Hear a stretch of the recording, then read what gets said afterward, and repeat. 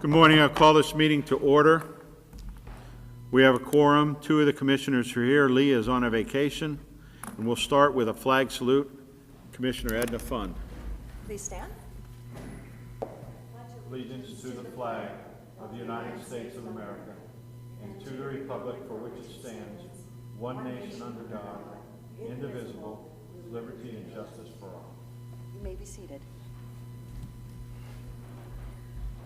I move that we approve the minutes of September 16th, 2013. I'll second that. Are there any changes, additions, deletions, corrections? All in favor say aye. Aye. Aye. Opposed? Minutes are approved. We have no public comment. I move that we amend our agenda on the consent agenda. Okay, can we do the notice first? Okay, do that first. I'd like to approve the notice of hearing regarding the preliminary budget for 2014. The hearing will be held on or after 10 o'clock a.m. on Monday, October 7th. Resolution number 13-475. I'll second that.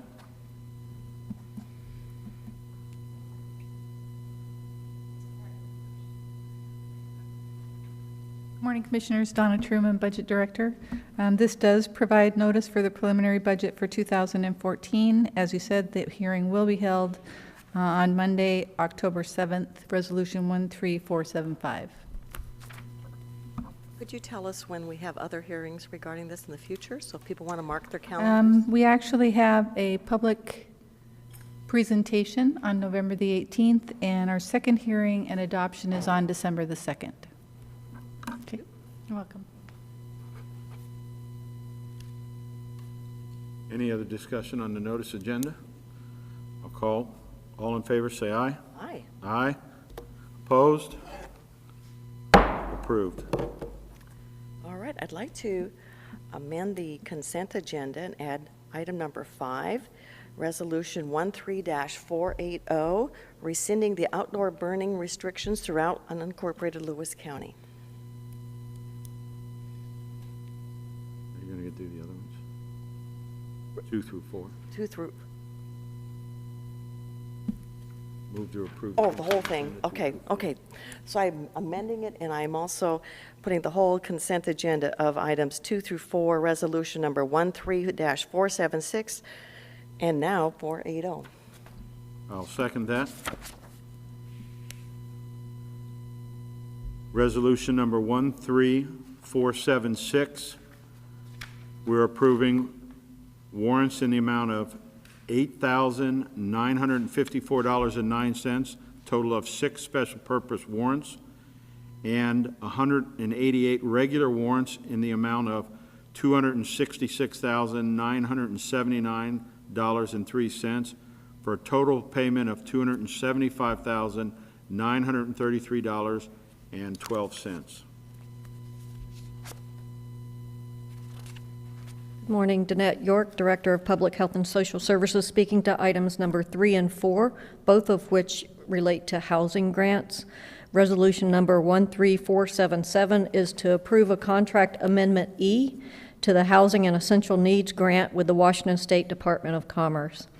This contract provides funds for Lewis County local agencies who provide services to homeless and at-risk persons, and it provides rental assistance, utility assistance, and essential needs for medical care service recipients in Lewis County.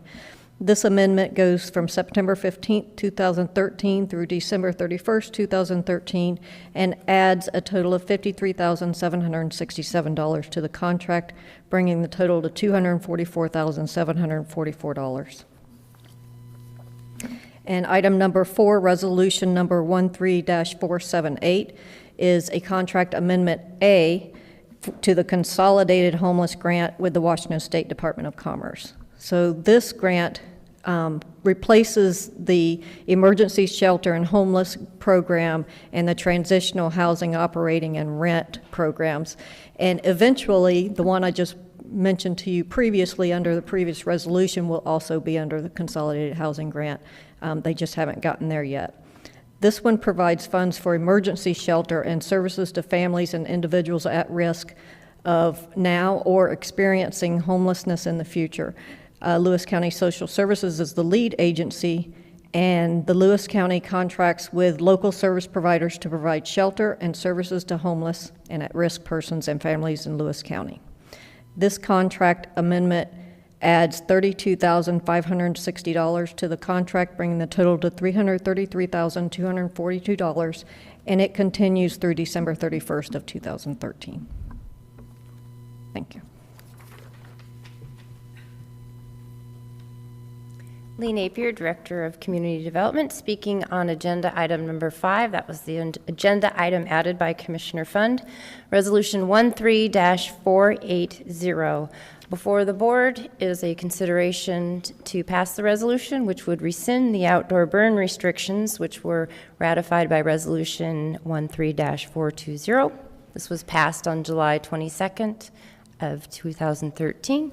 So if the board takes action today, the restriction on outdoor burning in unincorporated Lewis County would be lifted effective 12:01 a.m. September 24th. So tonight at 12:01. Any questions? Any other discussion on the consent agenda?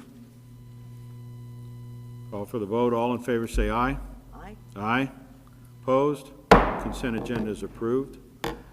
We now have 2 hearings. The first of the hearing will be the 2013 Budget Amendment Resolution number 13479. Morning, Commissioners. Donna Truman, Budget Director. I am requesting approval of the second 2013 budget amendment. This is Resolution 13-479.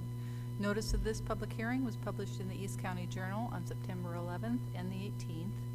This second amendment includes adjustments for grants and contracts, increased COLA and medical benefits in the amount of $244,620, and these are for approved changes only. All union contracts have not been settled, so this doesn't include all costs that we expect for 2013. It does include $83,404 in sick and vacation payouts, which is also a union obligation. $620,000 is increased for Distressed Counties Fund, and there are multiple pages of just line items where it's the state auditor's BARS requirements. We're changing budget from one line item to another in order to get good reporting back up for the grants.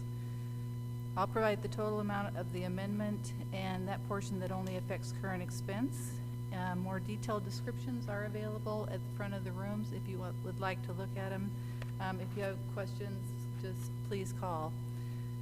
The total amendment was originally noticed at $339,279 for revenues. Expenditures increased in the amount of $1,542,408. This would be a decrease in fund balance of $1,203,129. Since the notice was put out, the expenditures have increased by $38,476. The total final amount for the budget amendment is an increase of $355,366. Expenditures increased in the amount of $1,564,797. This is a decrease in fund balance of $1,209,431. The portion that's current expense, the revenue increased by $26,668. Expenditures increased by $363,207. This is a decrease in current expense fund balance of $336,539. Any questions? The way we run this is we will have the staff report followed by a question and answer period. Then we will close the question and answer period and open the hearing for public testimony. So at this time, Edna, do you have any questions? Does the audience have any questions? Are there any questions? Then we will close the question and answer period. Donna, would you like your opening comments be incorporated into the record of the hearing? Yes, I would. Is there any public testimony? Is there any public testimony? There does not appear to be any public testimony. So we will close the hearing for public testimony and call for a resolution. I move that we approve Resolution number 13-479, 2013 Budget Amendment. I second that. Is there any further discussion? With no further discussion, I'll call for the vote. All in favor say aye. Aye. Aye. Opposed? Budget amendment is approved.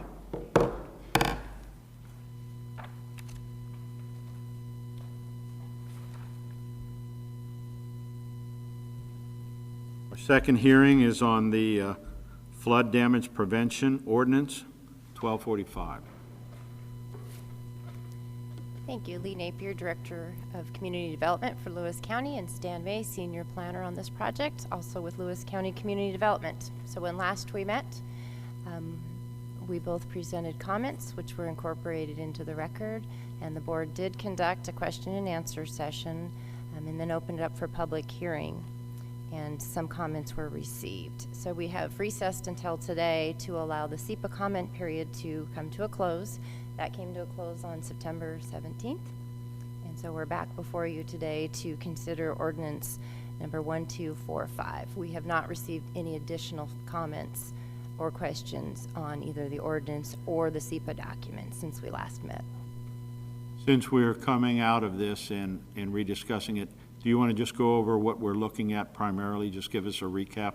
Sure. So before you today is a change to the ordinance. It's ordinance 1245. It would amend Lewis County Code chapter 15.35 entitled Flood Damage Prevention. This particular ordinance has received feedback during the Planning Commission's workshops and public hearings, and that recommendation has been brought before you today. So some of the changes that you will see, there are some changes which, if anybody has a copy of the ordinance, you will see the entire chapter of 1535, and the new text is shown by underline, and text that will be struck is struck or removed, deleted from the chapter, and everything else is something that was contained in the chapter prior to our revisions. So some of the changes that we had, so a few changes for definitions, such as basement, freeboard, and repetitive loss. There, in the last version of this, that didn't exist, so in order to make the code more consistent for both the public and the staff to administer, we added definitions for terms that were used in the code. Substantial development. And then one of the changes that came up that was questioned last time was the basis for establishing the area of special flood hazard.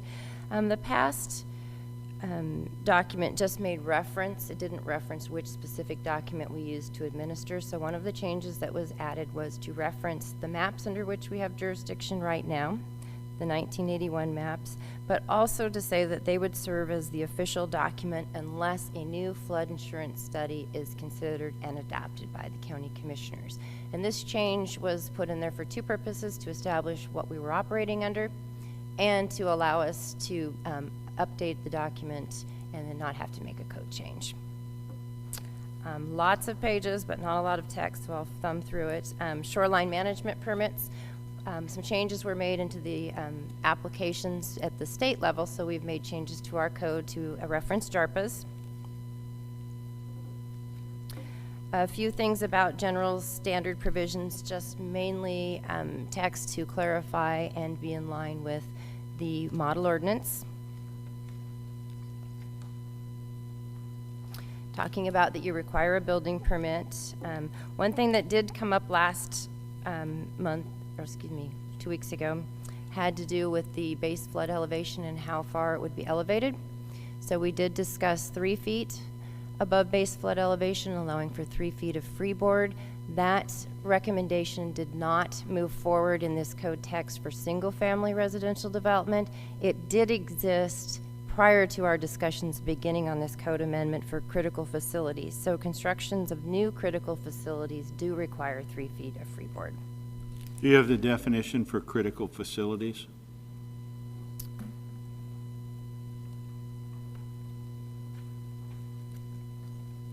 So flip to it.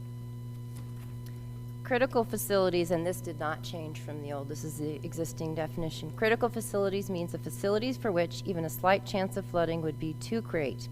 Critical facilities include, but are not limited to, schools, hospitals, police, fire, and emergency response installation, nursing homes, installations which produce, use, or store hazardous materials or hazardous waste.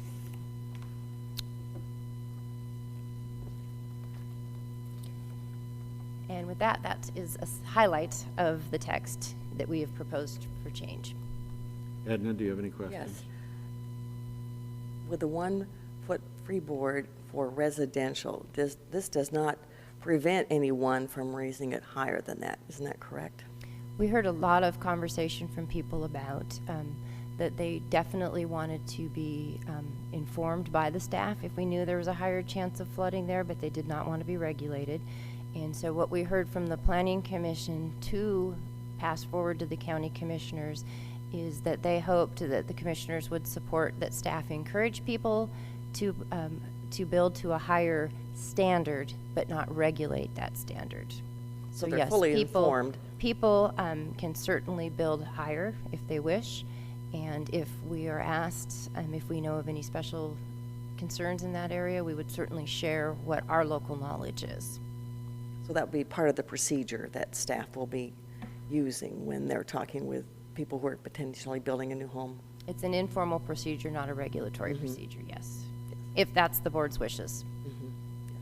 We're already regulating. This would not be adding additional requirements.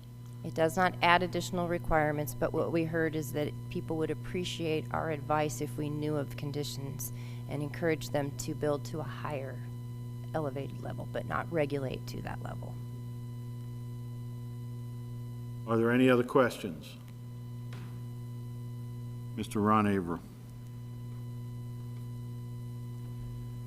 Ron Averill, unincorporated Greater Centralia area. Since we held this up from the last meeting because of SEPA, what were the comments on the SEPA? We did not receive any comments during the SEPA comment period. The Department of Ecology did comment when Stan transmitted our text through the Department of Commerce through their review. We did get comments from the Department of Ecology, but nothing of any substance that changed our... Yes, they were satisfied. Are there any other questions?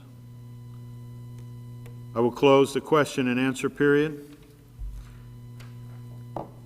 Stan, would you and Lee Napier like your opening comments be incorporated into the record of the hearing? Yes. Yes.